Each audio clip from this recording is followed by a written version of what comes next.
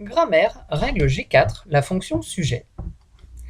Le sujet est le plus souvent placé avant le verbe, mais dans certains cas, il peut se trouver après le verbe. On dit qu'il est inversé.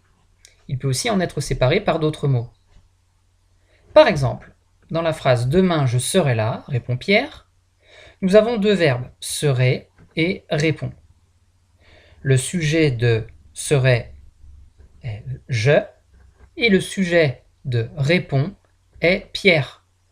On voit que Pierre est après le verbe, on dit que c'est un sujet inversé. Pour repérer le sujet, on l'encadre par c'est qui. Par exemple, c'est Pierre qui répond. On peut aussi utiliser l'expression qui est-ce qui.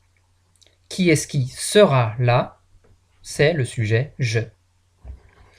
Le sujet peut être de différentes natures. Cela peut être un nom propre. Par exemple, Fabien prépare des crêpes.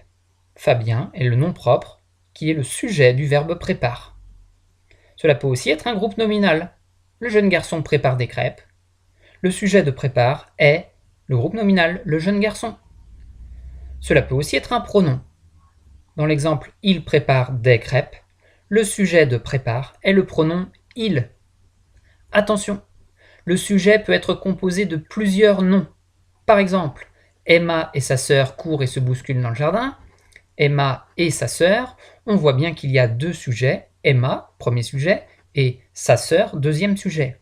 En les mettant ensemble, on obtient un seul sujet.